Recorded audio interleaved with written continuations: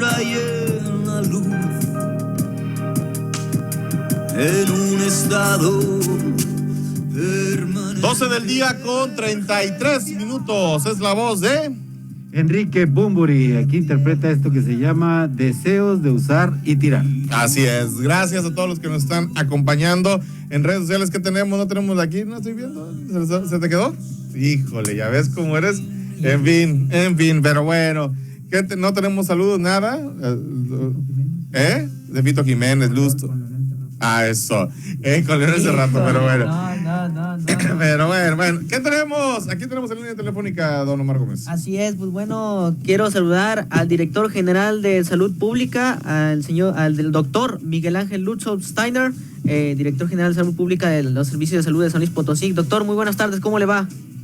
Muy buenas tardes, muchas gracias por la oportunidad de estar en su programa nuevamente, con mucho gusto les saludo.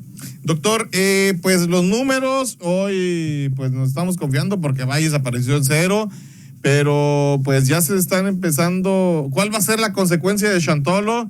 Porque pues la gente anduvo sin cubrebocas, los niños pidiendo chichiliques, la región huasteca se llenó de turistas, no entendemos, doctor.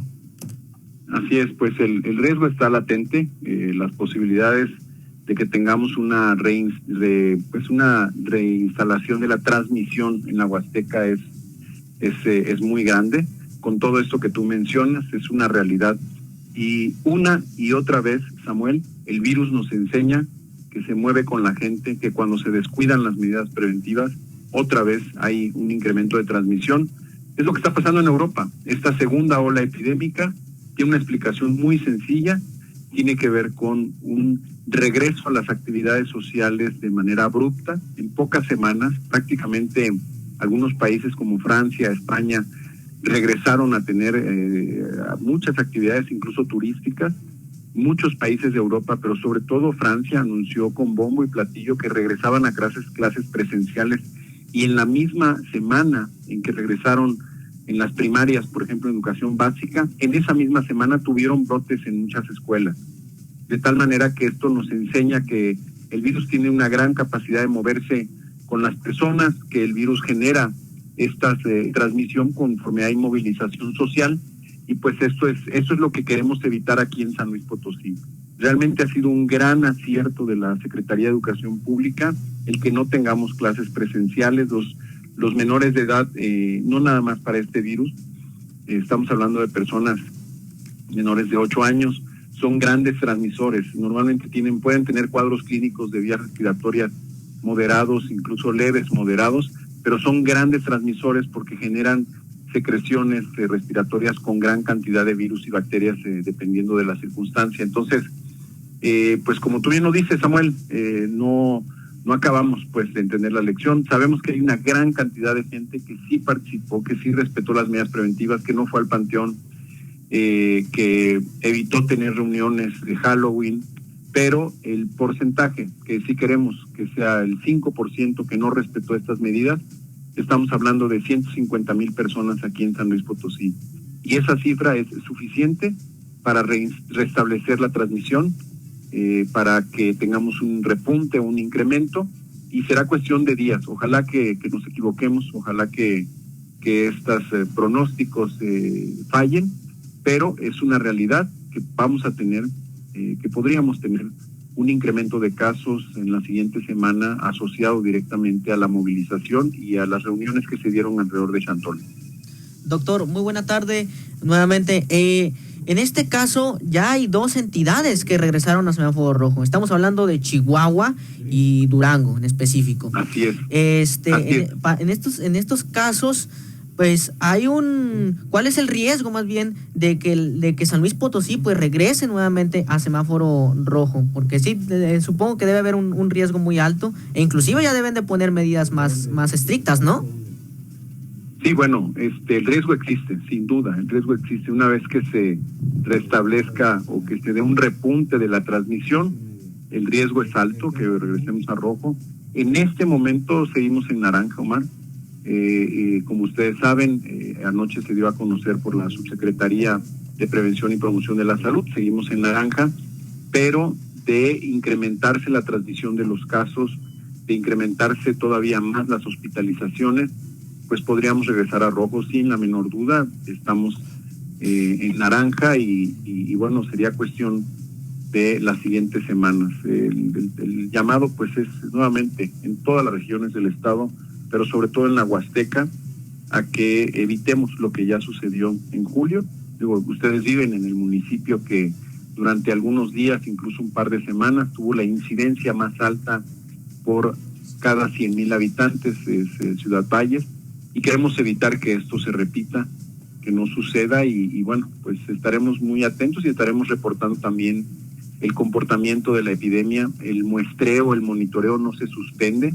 El que tengamos, el que no tengamos hoy que dimos a conocer que no hay casos confirmados, no significa que no se están tomando muestras. El monitoreo continúa y todas las personas que cumplen con los criterios operacionales para toma de muestras, se les aplica la prueba, se manda al laboratorio. Afortunadamente hoy no hubo resultados positivos en esta región del estado, pero no significa que no haya probables y no significa que el virus no esté presente.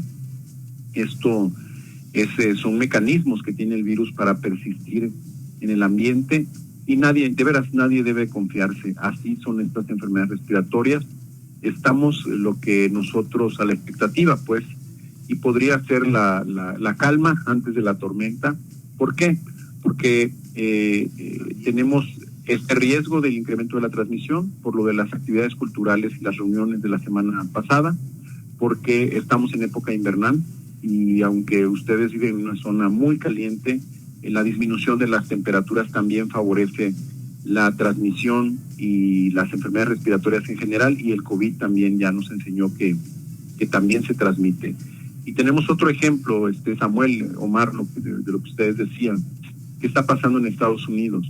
Estados Unidos está teniendo también hoy mismo la cifra más alta desde que inició la epidemia en cuanto al número de casos, y en cuanto a defunciones, una de las más altas. Más de 1,000 defunciones reportaron el día de ayer en la tarde.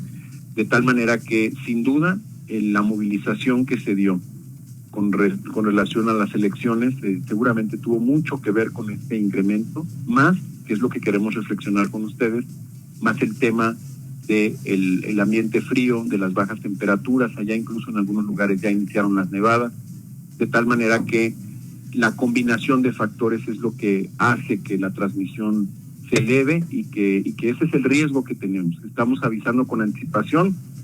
Ya experimentamos nosotros mismos lo que es regresar a un semáforo rojo, pasamos a amarillo, regresamos a naranja. Sabemos ya el efecto que se tuvo alrededor del Día de las Madres, alrededor del Día del Padre, alrededor de las fiestas patrias. Ya sabemos lo que pasa. Se incrementan los casos cuando hay movilización, cuando hay reuniones familiares, cuando hay fiestas. Y bueno, creemos que si todo lo que hemos aprendido es correcto, pues creemos que va a haber un importante incremento de casos en los próximos días y semanas.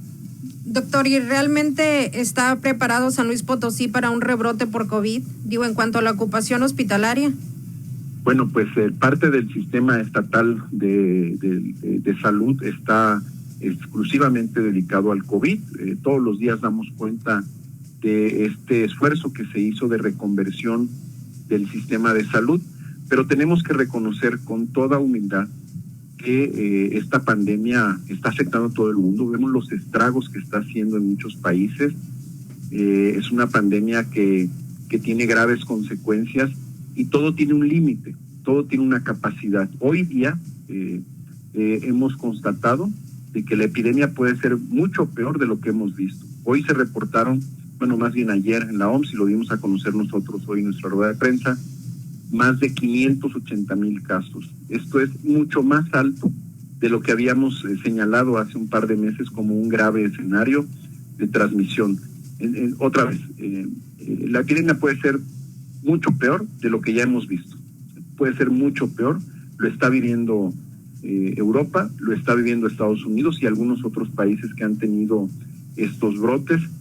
Y la lección que podemos aprender es esa. Tenemos que ser muy cuidadosos. Todo tiene un límite. El personal de salud está cansado. En pocos días vamos a cumplir 8 meses ya de trabajo continuo.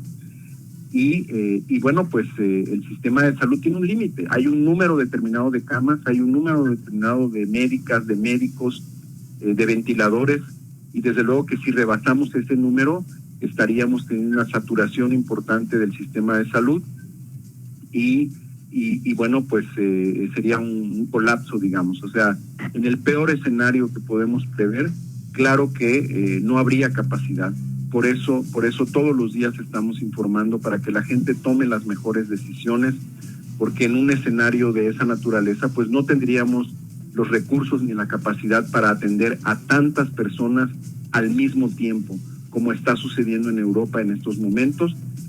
Pasaron en prácticamente un mes de tener menos de 5,000 defunciones por semana, y ahora están teniendo ya casi 20,000 defunciones. Si nosotros aplicamos las estadísticas, sabemos que por cada defunción, si más o menos están al 4% de letalidad, pues debe de haber por lo menos otras 4 personas internadas. Entonces, para que veamos pues el tamaño de la epidemia en esa región y de lo que podríamos tener aquí en nuestro estado. Y otra cosa importante, aprovechando la oportunidad que nos dan, es que no nos acostumbremos a escuchar que se muere la gente por COVID. Mata el COVID, pero también se puede prevenir. Y todo esfuerzo que hagamos vale la pena. Cada muerte que evitemos, cada persona hospitalizada que evitemos es sumamente importante, contribuye en términos individuales, es una familia menos que sufre, es un desgaste menos en términos de social y de salud, pero también nos ayuda colectivamente a que aquellas hospitalizaciones que no pudimos evitar, pues que podamos atender a todas estas personas con dignidad, con respeto, con un personal de salud que esté capacitado, que tenga todo lo que requiere para hacer su trabajo, pero que también tenga fuerzas, porque si saturamos los hospitales, pues en pocos días el personal también se va a ver desgastado, también se va a ver afectado, y insisto, la epidemia ha sido muy larga. Así es que estamos en una guerra, Samuel, Omar y estamos en una guerra. Tenemos varias trincheras. La trinchera más grande es a nivel comunitario, es en las familias, en las empresas, en el transporte público. Ahí toda la población tiene que hacer su trabajo, tiene que ser responsable, pero si ya el virus pasa a la siguiente trinchera, que son los hospitales, claro que estamos en grave riesgo de tener un colapso y perder la guerra, perder todas las batallas. Pues doctor Miguel Ángel Lustó, le agradezco mucho esta comunicación y como siempre, como cada 15 días, haciendo el llamado a que tengamos las medidas del caso. Le agradezco mucho, doctor. Al contrario, muchas gracias a ustedes. Creo que ahora no los dejé hablar. No. Muchísimas gracias. Ya habla como Samuel, Omar, Jessy. Ya habla como secretario de salud, ¿eh? No.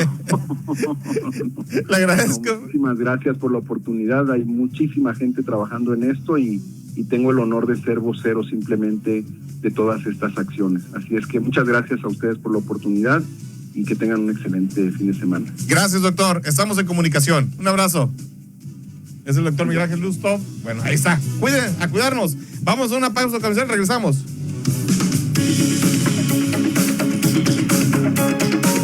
Sigue con nosotros en ensavalles.com Radio.